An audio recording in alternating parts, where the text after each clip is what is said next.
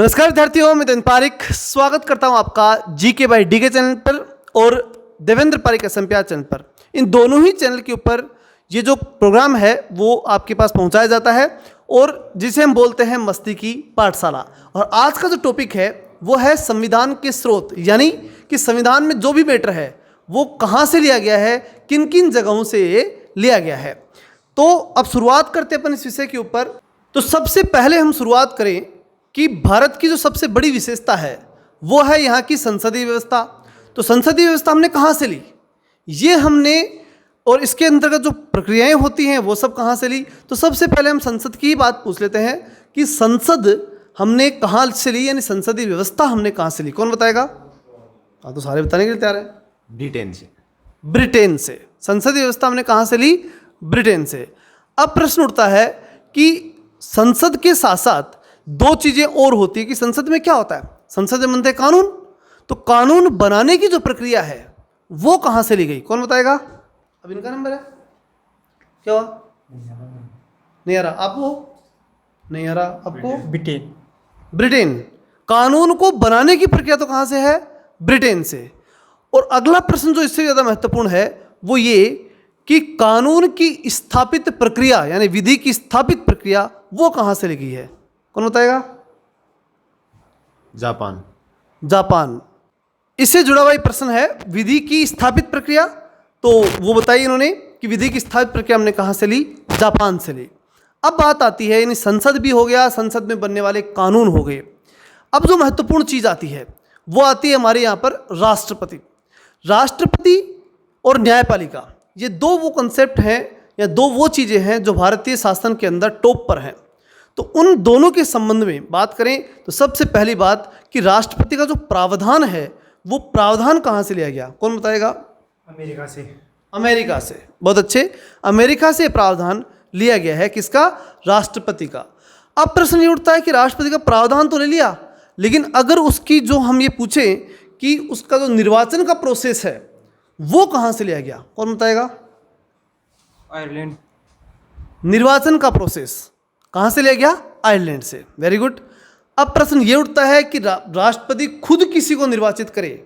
भाई राष्ट्रपति का जो है खुद का निर्वाचन तो आयरलैंड से हो गया, लेकिन राष्ट्रपति भी तो मनोनयन करता है। मनोनयन जो करता है राष्ट्रपति, तो मनोनयन की प्रोसेस वो कहां से ली गई? आयरलैंड से। आयरलैंड से ली गई। मतलब ये समझो कि राष्ट्रपति एक आयरन लैंड, यानी आयरन का मतलब होता है लोहा, और लोहे की धरती पे खड़ा है। कौन? राष्ट्रपति। और वहां पर उसका पहले तो आप करोगे निर्वाचन, और फिर वो जो है राष्ट्रपति वो करेगा मनोनयन। तो इस प्रकार से दोनों प्रोसेस कहां से ली? हमने आयरलैंड से ली है। समझ में आ गया होगा इस तरह से। तो हमने बात की राष्ट्रपति की, कि राष्ट्रपति का प्रावधान हमने अमेरिका से लिया, उसके बाद में उसका निर्वाचन हमने आयरलैंड से लिया, और राष्ट्रपति द्वारा जो निर्वाचित मनोनयन किया जाता है वो भी हमने आयरलैंड से लिया। लेकिन ये प्रश्न एक और वहां पर महत्वपूर्ण हो जाता है, क्या? कि राष्ट्रपति के अंदर जो निर्वाचन हो गया, सारा काम कर लिया उसने, लेकिन अब उसे हटाना है, तो हटाने की प्रोसेस कहां से ली गई? अमेरिका से। अमेरिका से। मतलब राष्ट्रपति का प्रावधान और राष्ट्रपति को हटाने की प्रोसेस ये तो अमेरिका से ली, और उसके बीच का सारा प्रोसेस हमने कहां से ले लिया? आयरलैंड से। That's clear. नेक्स्ट बात आती है कि अब आता है उपराष्ट्रपति।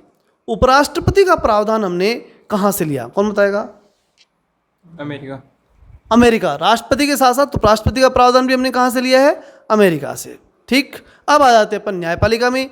तो न्यायपालिका की हम बात करें तो न्यायपालिका का प्रावधान, न्यायपालिका का जो प्रावधान है वो, यानी सर्वोच्च न्यायालय का प्रावधान बोल सकते हैं, वो हमने कहां से लिया? अमेरिका से। अमेरिका से लिया। ठीक। अब इसके अंदर बात ये आती है कि न्यायपालिका से संबंधित कुछ काम भी होते हैं, जैसे न्यायिक पुनरावलोकन है, ठीक है, वो न्यायपालिका से संबंधित अन्य वर्कआउट जो भी हैं वो हमने कहां से लिए? अमेरिका से। ये भी हमने कहां से लिए? अमेरिका से। मतलब अमेरिका से हमने क्या किया लिया? मोटे रूप में देखें तो राष्ट्रपति, उपराष्ट्रपति, न्यायपालिका की सारी प्रोसेसिंग, ठीक है, जिसमें न्यायिक पुनरावलोकन भी आ गया, ये सब हमने कहां से लिया? अमेरिका से लिया।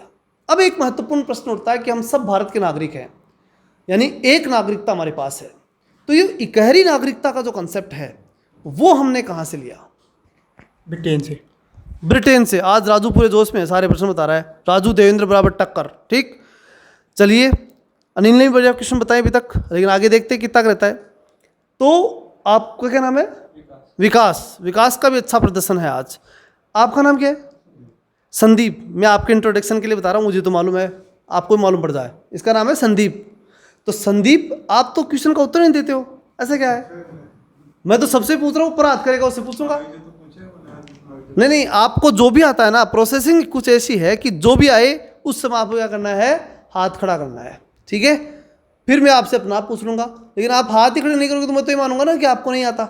जैसे अनिल अब की बार खड़ा नहीं किया, इसका मतलब इसको नहीं आ रहा था, ऐसा माना जाएगा। तो ये चीज़ आपको ध्यान में होनी चाहिए। चलिए, अब हम थोड़ा सा आगे बढ़ते हैं, और आगे बढ़ते हैं तो हम पहुंचते हैं एक अन्य देश जिसका नाम है ऑस्ट्रेलिया। ऑस्ट्रेलिया से हमने क्या क्या लिया, पूरा पूरा कौन बता देगा? यानी अधिकांश चीज़ें, पूरी तो नहीं लेकिन अधिकांश चीज़ें जो जो आपको आती हो, कौन बता सकता है आप में से? दो ही है क्या? आप प्रयास करोगे कोई? चलिए, इनको देते फिर मौका, बताओ। ऑस्ट्रेलिया से समवर्ती सूची ली गई, बिल्कुल। और वहाँ से केंद्र और राज्य की शक्तियों का विभाजन लिया गया। शक्तियों का विभाजन, सही है क्या इसका? फिर कनाडा से। शक्ति विभाजन कहाँ से लिया गया? कनाडा से। लेकिन इनकी सूची कहाँ से ली गई?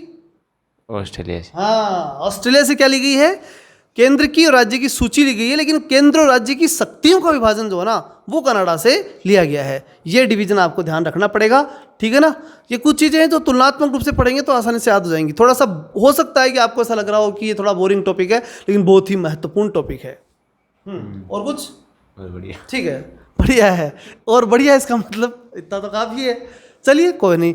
अब नेक्स्ट प्रश्न है, बहुत ही महत्वपूर्ण है, कि जर्मनी से हमने क्या लिया? कौन बताएगा? आपातकाल। क्या लिया? आपातकाल। आपातकालीन प्रावधान हमने जर्मनी से लिए हैं, बहुत ही बढ़िया। उसके बाद में हम बात करें कि जापान, जापान के बारे में हमने शायद बात कर ली। बता सकते हो जापान से क्या लिया? विधि द्वारा स्थापित। विधि द्वारा स्थापित प्रक्रिया हमने जापान से ली। अब एक देश और है फ्रांस। फ्रांस के बारे में कौन बता सकता है? इनसे पूछते हैं आज। फ्रांस गणतंत्रता, वेरी गुड। और समानता, स्वतंत्रता और बंधुता। ये ली, और इनको लाकर कहाँ स्थापित किया? प्रस्तावना। प्रस्तावना। मतलब प्रस्तावना में जो स्वतंत्रता, समानता और बंधुता, तीन शब्द तो ये, और जो गणतंत्रात्मक व्यवस्था जो है वो, ये हमने कहाँ से ली? ये हमने फ्रांस से ली।